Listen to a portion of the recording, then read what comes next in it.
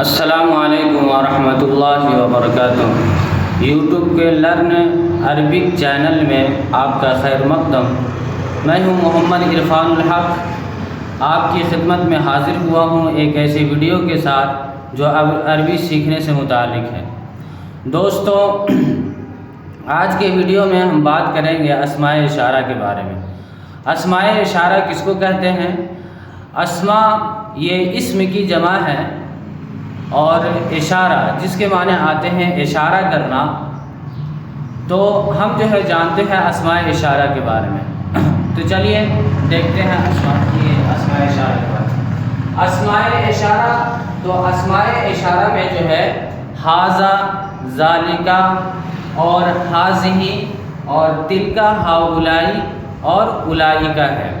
تو اب جانتے ہیں کہ ھذا اس کا استعمال کیا ہے، محل استعمال کیا ہے، اور اسی طریقے سے ذالکہ کا محل استعمال کیا ہے، یعنی وہ کس جگہ پر استعمال ہوتا ہے، اور تلکا اس کے بارے میں بھی جانیں گے کہ وہ کس جگہ استعمال ہوتا ہے، کہاں استعمال ہوتا ہے، اور ہؤلاء کے بارے میں بھی جانیں گے کہ وہ کہاں استعمال ہوتا ہے اور کس جگہ استعمال ہوتا ہے۔ اسی طریقے سے اولئک کے بارے میں بھی جانیں گے کہ وہ کس جگہ اور کہاں استعمال ہوتا ہے۔ تو چلیے جانتے ہیں کہ ھذا کس کے لیے ہے اور کہاں استعمال ہوتا ہے۔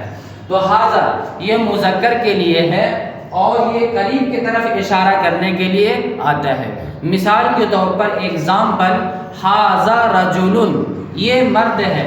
تو جب مرد آدمی قریب میں ہوگا تو اسی کی طرف اشارہ کر کے کہا جائے گا کہ ھذا رجل، یہ مرد ہے۔ اچھا، ایک بات یہاں پر سمجھنے کی یہ ہے کہ ھذا یہ اسم اشارہ کہلاتا ہے، اور اس کے بعد جو اسم آتا ہے وہ مشار الیہ کہلاتا ہے۔ جیسے مثال کے طور پر ھذا رجل، یہ مرد ہے، تو ھذا یہ اسم اشارہ ہوگا، اور اس کے بعد جو اسم آئے گا وہ مشار الیہ کہلاتا ہے۔ تو ھذا کے بارے میں تو آپ جان گئے کہ یہ مذکر کے لیے آتا ہے اور قریب کی طرف اشارہ کرنے کے لیے آتا ہے، اور ذالکہ یہ مذکر کے لیے آتا ہے اور دور کی طرف اشارہ کرنے کے لیے آتا ہے۔ اگر کوئی چیز دور میں رکھی ہوئی ہو تو پھر اس کی طرف اشارہ کرنے کے لیے ذالکہ استعمال ہوتا ہے، بشرطے کہ وہ چیز مذکر ہو۔ اسی طریقے سے ھذہ یہ مؤنث کے لیے آتا ہے اور قریب کی طرف اشارہ کرنے کے لیے، یا اگر کوئی لفظ مشار الیہ مؤنث ہے اور وہ قریب میں ہے تو اس کی طرف اشارہ کرنے کے لیے جو لفظ استعمال ہوتا ہے وہ ھذہ ہے۔ جیسے کہ قریب میں بطخ ہو تو ہم کہیں گے ھذہ بطۃ، کہ یہ بطخ ہے۔ یا اسی طریقے سے اگر دور میں استعمال، جیسے تلکا مؤنث کے لیے آتا ہے اور دور کی طرف اشارہ کرنے کے لیے، تو تلکا مؤنث کے لیے استعمال ہوتا ہے، اور کوئی چیز اگر دور میں رکھی ہوئی ہو اور وہ لفظ مؤنث ہو تو پھر اس کی طرف اشارہ کرنے کے لیے تلکا کا استعمال ہوتا ہے۔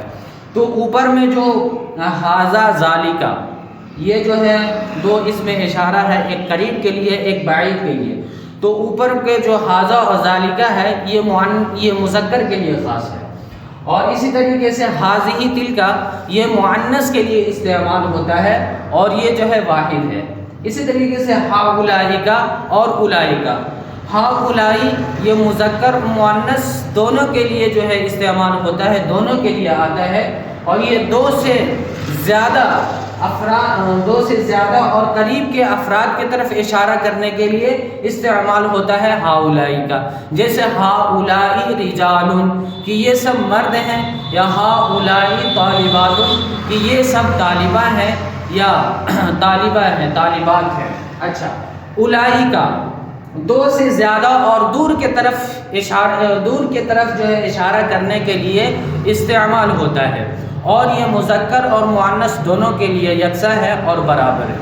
اب یہاں پر ایک بات قابل ذکر یہ ہے، قابل غور یہ ہے کہ ہم یہاں پر ھذا ذالکہ دیکھیں، ھذہ اور تلکا بھی دیکھیں، اور ہؤلاء اولئک دیکھیں، تو اوپر کے چار لفظ ہیں، الفاظ ہیں، وہ واحد ہے، اور آخر کے ہؤلاء اولئک یہ جمع ہے۔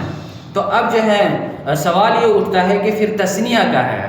تو پھر جو ہے تثنیہ جو ہے اس کے لیے بھی جو ہے حاذا کا جو تثنیہ ہوتا ہے وہ حاذانی ہوتا ہے، اور ذالکا کا تثنیہ زانی کا، اور حاذی کا تثنیہ ہاتانی، اور تلکا کا تثنیہ تانی کا۔